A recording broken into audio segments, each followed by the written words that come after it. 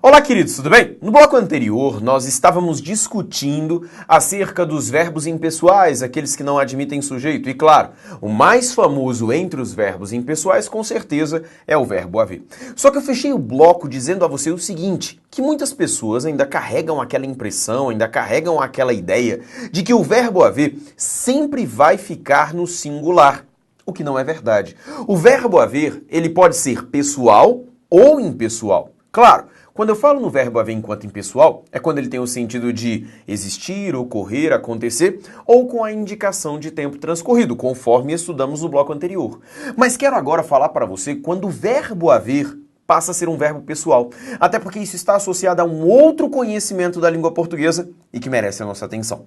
Vejamos a tela, por favor, porque eu quero falar com você acerca do estatuto, acerca do comportamento do verbo haver, ok? O verbo haver, meus queridos, ele, claro, como eu havia dito, ele pode, sem problema algum, ser um verbo impessoal. E esse aqui é o que é muito cobrado em provas, que é o caso em que o verbo haver assume o sentido de existir, ocorrer, acontecer, ou então quando ele indica tempo transcorrido. Com certeza é o caso mais cobrado em provas acerca do verbo haver. Então, nós já sabemos que quando ele é impessoal, ele não admite sujeito, portanto, ele só pode ficar no singular. Só que existe um caso muito especial em que o verbo haver passa a ser um verbo pessoal. Veja aqui comigo, por favor. Sobre o impessoal, falamos no bloco passado. Agora vamos falar do verbo haver enquanto verbo pessoal. E quando é que o verbo haver vai ser um verbo pessoal? Quando ele for verbo auxiliar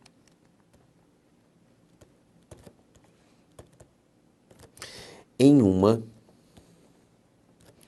locução verbal. No bloco de morfologia, eu comentei com você sobre as locuções. Locuções adjetivas, locuções adverbiais, locuções conjuntivas, prepositivas e falei das locuções verbais. Só que lá, nós só identificamos que existe a locução verbal. Agora, eu quero te falar sobre a estrutura de uma locução verbal. Veja comigo, por favor. Quando falamos em uma locução verbal, nós temos uma estrutura que é marcada por dois verbos. O primeiro deles sempre vai ser um verbo auxiliar. E adicionado ao verbo auxiliar, nós temos o verbo principal. Essa é a estrutura de uma locução verbal. Numa situação de locução verbal, cada verbo carrega a sua responsabilidade, ok? Quando eu falo do verbo auxiliar, a principal missão dele dentro da locução verbal é estabelecer com o verbo a relação de concordância, estabelecer com o sujeito a relação de concordância verbal. Ao passo que o verbo principal tem como missão carregar o significado da locução,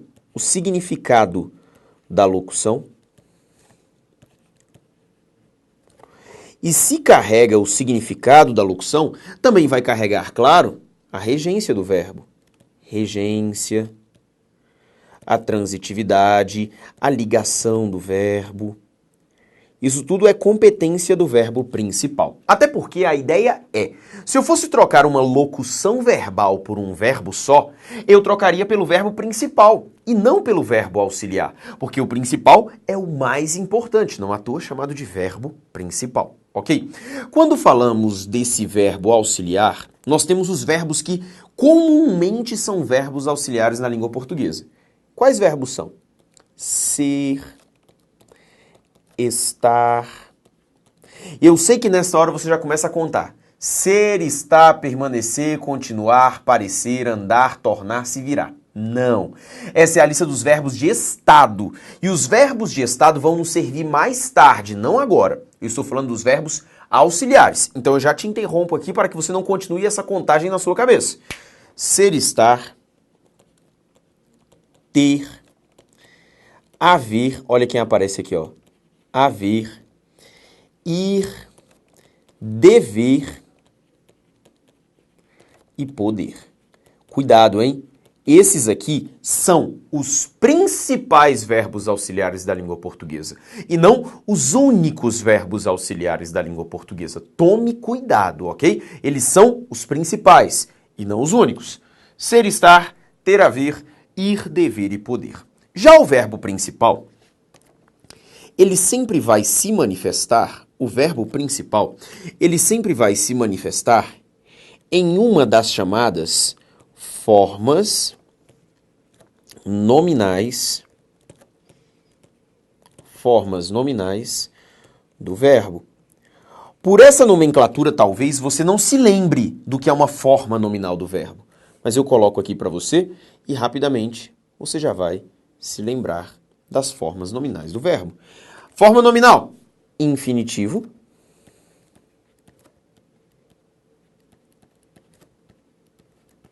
particípio,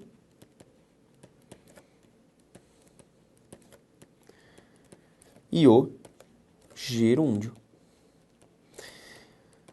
Essas são as formas nominais de um verbo, ok? Quando eu falo em um verbo no infinitivo, é aquele verbo terminado em AR, ER, IR. Cantar, correr, partir. Um verbo no particípio são aqueles verbos terminados em ado, terminados em ido. Cantado, corrido e partido, ok? Verbos no gerúndio são os verbos terminados em NDO, cantando, correndo, partindo, ok? Então eu tenho aqui a estrutura do que é uma locução verbal. Locução verbal é uma estrutura morfológica da língua portuguesa marcada pela presença de dois verbos. Um é o verbo auxiliar e o outro é o verbo principal. E eu nunca inverto a ordem, ok? O verbo auxiliar tem a principal missão de carregar a concordância verbal, ao passo que o verbo principal ele carrega o significado da locução, ele é o verbo mais importante. E é por isso que é nele que eu busco a regência ou a ligação do verbo, ok? Quando eu falo do verbo auxiliar, eu tenho uma lista dos principais auxiliares da língua portuguesa. Ser, estar, ter, haver, ir, dever e poder. Quando eu falo do verbo principal, sempre em uma das formas nominais do verbo. Infinitivo, particípio, gerúndio, e relembrei a você o que significam essas formas nominais do verbo. Agora eu quero que você note comigo o seguinte. Olha quem aparece aqui no meio, ó. O verbo haver. Ora, e o verbo haver, quando é verbo auxiliar, tem a missão de estabelecer a concordância verbal, ok? Veja comigo a tela, por favor. Eu digo para você assim, ó.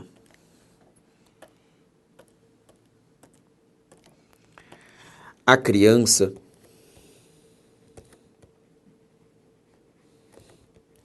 deve estudar diariamente.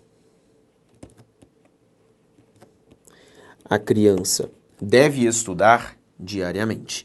Note comigo que aqui eu tenho dois verbos, um primeiro deles eu chamo de verbo auxiliar, o segundo eu chamo de verbo principal. Estamos então numa situação de locução verbal na língua portuguesa. Ok?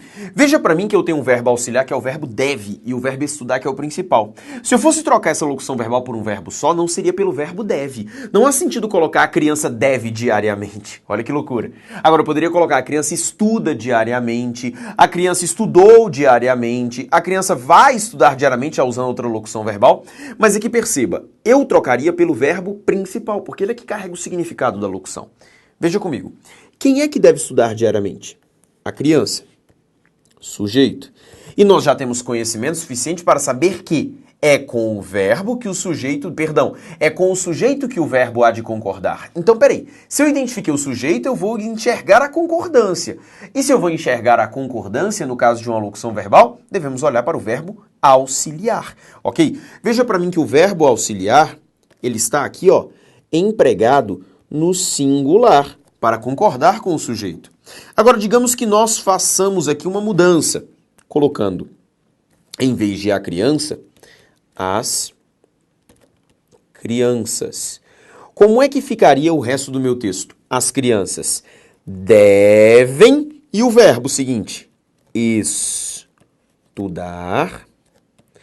diariamente.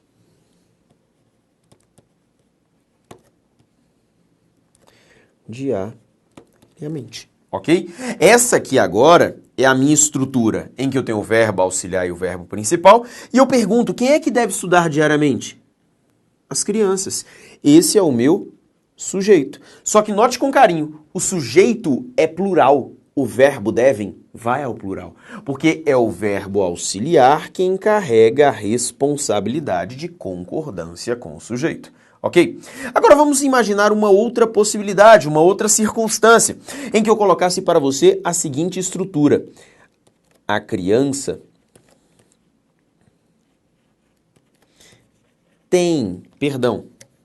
vou colocar para você uma outra construção. A criança havia estudado inglês. A criança havia estudado inglês. Queridos, segundo o meu texto, quem é que havia estudado inglês? A criança. Esse é o meu sujeito. Antes de avançar, note comigo o seguinte. O verbo haver aqui não tem o sentido de existir, ocorrer e acontecer, e o verbo haver não foi utilizado para indicar um tempo transcorrido. Aí você vai falar, professor, mas esse verbo está no pretérito. Aí eu volto ao que eu te disse no bloco anterior. Ora, verbo no pretérito não é a mesma coisa que tempo transcorrido. Um verbo que indica tempo transcorrido, ele tem uma indicação de tempo à frente dele. Em contrapartida, um verbo no pretérito é um verbo que sozinho indica algo que aconteceu no passado, ok? Não confunda. Não é tempo transcorrido e também não indica, não tem o sentido de existir, ocorrer, acontecer. Aliás, ele funciona como verbo auxiliar de uma locução verbal. Verbo auxiliar de uma locução verbal. E como eu já havia dito a você, a principal finalidade de um verbo auxiliar é estabelecer com o sujeito a concordância. Se eu trocasse esse sujeito por as crianças, como é que ficaria o resto do meu texto? As crianças haviam estudado inglês. Haviam estudado inglês. E veja comigo, por favor, que quem haviam estudado eram as crianças. Esse aqui é o meu sujeito. E por uma relação de concordância, o verbo haver vai passar ao plural para concordar com o sujeito, que é plural. Então, o verbo haver pode ir ao plural? Claro que pode. Ele pode ser flexionado no plural, desde que ele seja verbo auxiliar em uma locução verbal. Ok? Aproveito também para chamar a sua atenção que nesses casos aqui, ó, o verbo haver pode ser trocado pelo verbo ter. Eu poderia trocar o verbo havia pelo verbo tinha. Eu poderia trocar o verbo haviam pelo verbo tinham. A gramática da língua portuguesa diz que essas duas substituições aqui, ó, elas são corretas. Elas são gramaticalmente aceitáveis. Quando é um verbo auxiliar numa locução verbal, o haver, nessa estrutura, pode ser trocado por ter. Agora, o que eu não posso fazer na língua portuguesa? Vem comigo aqui no canto. Observação. Eu coloco para você a seguinte construção. Tinha uma árvore. Tinha uma árvore na via. Agora, esta minha sentença está gramaticalmente incorreta. Por quê? Guarde algo na sua cabeça. O verbo ter, ele não pode ser utilizado, segundo a norma culta, com o sentido de existência, ocorrência, acontecimento ou para indicar tempo transcorrido. Por exemplo, eu não posso usar o verbo ter para dizer tem 2 anos que não como açúcar. Não. O verbo ter não tem essa finalidade. Ele não é usado para essa finalidade. O verbo ter, ele é usado para indicar posse. Ou então, ele pode ser usado como auxiliar em uma locução verbal. Para que essa minha estrutura ficasse gramaticalmente correta, eu deveria empregar havia uma árvore na via. Ou então, existia uma árvore na via. Agora, o verbo ter com o sentido de existir, não existe na língua portuguesa. É semelhante, você com certeza um dia já ouviu na sua vida, que a sentença tem gente no banheiro, ela é inadequada. Porque, na verdade, não é que tem gente no banheiro.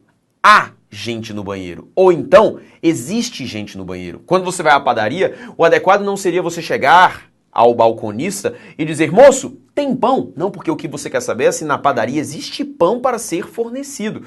Portanto, o correto é você chegar, moço, por gentileza, existe pão? Ou então, moço, por gentileza, há pão? Eu sei que essas sentenças soam estranho, elas não parecem muito aceitáveis, mas essa é a norma culta. O verbo ter, apesar de muito utilizado na língua portuguesa, ele não pode ter esse sentido. Ele pode ser usado para indicar posse, ou então ele também pode ser usado em uma sentença, em uma oração, a fim de indicar, a fim de ser verbo auxiliar de uma locução verbal. Ok? Então veja comigo aqui novamente, porque essa é a estrutura de uma locução verbal, e aí o verbo haver vai admitir a flexão. Professor, mas se o verbo haver não for o verbo auxiliar, mas for o verbo principal, aí eu te pergunto, qual que é a forma correta? Deve haver ou devem haver? Qual que seria a forma correta para deve haver ou devem haver alunos interessados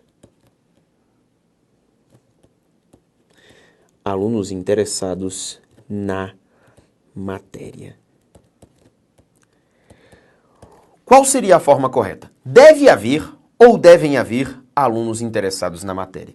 Veja para mim, por gentileza, que eu tenho aqui uma circunstância de locução verbal. Olha, verbo auxiliar e eu tenho o verbo principal. Só que o primeiro ponto, observe, o verbo haver não é mais o verbo auxiliar. O verbo haver é o verbo principal. Ou seja, ele não carrega a concordância nele. O que ele carrega é o sentido da locução. Ou seja, se eu fosse trocar essa locução por um verbo só, não seria pelo verbo deve, mas sim pelo verbo haver. Há alunos interessados na matéria. Havia alunos interessados na matéria. Houve alunos interessados na matéria. Pare. Há alunos interessados na matéria? Sentido de existir. Houve alunos interessados na matéria? Sentido de existir. Havia alunos interessados na matéria? Sentido de existir. Ou seja, queridos, o que eu quero dizer a você é que aqui neste caso, vou marcar para você aqui com um pincel amarelo, neste caso, vou puxar uma setinha generosa daqui e vou colocar assim, ó. A locução é impessoal. É impessoal. Basta que você faça uma conferência simples.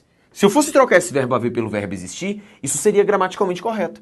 Devem existir alunos interessados na matéria. E neste caso devem existir alunos interessados na matéria. Até porque, o que devem existir? Alunos interessados na matéria. E aí eu sei que o alunos interessados na matéria é o meu sujeito e o verbo auxiliar vai ficar no plural. Devem existir, ok? Só que neste caso, como a minha locução verbal tem como verbo principal um verbo que é impessoal, a locução inteira é impessoal. Por isso que o correto é deve haver e não devem haver.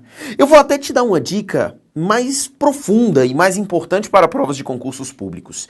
É muito comum que os examinadores coloquem para você construções como devem haver. É muito comum que eles coloquem podem haver. É muito comum que eles coloquem vão haver. Dessa forma aqui, ó. Devem haver, podem haver, vão haver. Queridos, todas essas formas, elas nem vão existir para as nossas análises gramaticais. Até porque em todas essas circunstâncias o verbo haver foi empregado como verbo principal. Ou seja, essas locuções trabalham de forma impessoal. Então elas não admitem sujeito. Então não há com quem concordar. O correto, portanto, seria deve haver, pode haver, vai haver. Vai haver festivais a partir do meio do ano e não vão haver festivais. Pode haver interessados no cargo e não podem haver interessados no cargo. Devem haver alunos interessados na matéria. Deve haver e não devem haver.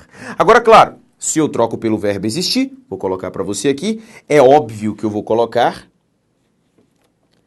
devem existir alunos interessados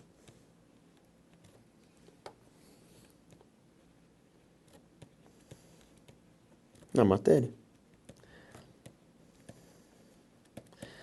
Dessa maneira aqui. Por quê, professor? Porque agora nós vamos perguntar ao verbo o que devem existir. Alunos interessados na matéria. E esse daqui é o meu sujeito. O núcleo deste meu sujeito é o vocábulo alunos, que é um vocábulo que está no plural, e por isso justifica a concordância do verbo auxiliar. Ok? Então tome cuidado com esse papo de locução verbal associada a verbos impessoais. Por quê? Eu tenho de observar sempre o seguinte, principalmente em relação ao haver. Se o verbo haver é verbo auxiliar, ele vai admitir a concordância com o sujeito. Se o sujeito for singular, verbo haver no singular. Se o sujeito for plural, verbo haver no plural. Mas isso quando é verbo auxiliar. Quando é verbo principal, ele vai funcionar como verbo impessoal. E aí, nesses casos em que ele funciona como verbo impessoal, o auxiliar só e somente só pode ficar no singular. Veja comigo a tela mais uma vez. Eu digo a você assim, ó. O professor há de concordar com o aluno. O professor há de concordar com o aluno. Veja, verbo auxiliar, verbo principal. Como eu tenho aqui o verbo haver como verbo auxiliar, aparecerá um sujeito. Quem é que há de concordar com o aluno? O professor. E o professor, portanto, funciona como sujeito. Caso eu faça a troca, vai ficar como? Os professores. E qual é o resultado? Hão de concordar com os, no singular, né? Com o aluno. Dessa maneira aqui, ok? Agora, se for há de haver ou hão de haver, opa, dias melhores. Dias melhores. Qual que seria agora a minha construção correta? Veja que o verbo haver agora, ele é tanto verbo auxiliar, bem como ele é verbo principal. Nos dois casos. O que eu devo olhar? O principal, ok? O principal. E por que você vai olhar para o principal? Porque ele é o principal, ok? Queridos, neste caso, o verbo haver foi empregado com o sentido de existir. Hão de existir dias melhores. Então, neste caso, eu devo pensar no seguinte. Ora, se ele está como verbo impessoal, não admite sujeito. Se ele não admite sujeito, ele só pode ficar no singular. Só que numa locução verbal, quem estabelece a concordância, quem estabelece a flexão, é o verbo auxiliar. Então, hão de haver? Não. O correto é há de haver dias melhores, ok? E assim, você acabou de entender comigo qual que é o estatuto do verbo haver. Tanto no plural, bem como no singular. Ah, e esse detalhe da locução verbal vale também para outros verbos impessoais. Por exemplo, eu digo a você assim, ó. Qual que é o correto, professor? Vai fazer 20 anos que estudei a matéria ou vão fazer 20 anos que estudei a matéria. Ora, meu jovem, veja que o verbo fazer foi empregado para indicar tempo transcorrido. Então, como ele foi usado para indicar tempo transcorrido, eu tenho ali um verbo impessoal. Verbos impessoais não admitem sujeito, portanto, eles só podem ficar no singular. O correto, portanto, é vai fazer. Vai fazer 20 anos que estudei a matéria. Agora, em contrapartida, se eu coloco para você assim, ó. Meu pai vai fazer um bolo. Meu pai vai fazer um bolo. Pelo amor de Deus. O verbo fazer aqui indica tempo transcorrido e a pessoa sim indica, professor, porque ele ainda vai fazer, até lá vai passar um tempo. Não viaja não. O que acontece é que agora na minha sentença é o seguinte, eu tenho uma locução verbal, só que o verbo fazer está no sentido de executar algo. Meu pai vai executar, ele vai realizar, ele vai produzir um bolo. Não é o sentido de tempo transcorrido. Esse verbo é pessoal. Ou seja, quem é que vai fazer um bolo? Meu pai. Sujeito. Se por acaso eu colocasse no plural, claro, eu sei que eu só tenho um pai, né? Eu sei que eu só tenho um pai, graças a Deus. Mas se eu colocasse no plural, meus pais, como é que ficaria? Meus pais vão fazer um bolo. Simples assim. Ok? Então você acabou de entender tudo em torno do verbo haver, dos verbos impessoais e das locuções verbais. Veja comigo na tela de novo, porque eu quero que isso fique bem sedimentado na sua cabeça, uma vez que isso aqui cai demais em provas, ok? E fora que nós ainda poderíamos falar muito mais sobre locução verbal. Esse assunto vai voltar quando nós falarmos lá na frente sobre vozes verbais. Em vozes verbais eu vou ter de falar de locução verbal de novo, beleza? Mas você já vai ter uma noção do assunto, isso já não vai ser para você uma novidade tão grande, ok? Hora de fazer exercício. Um forte abraço e até a próxima.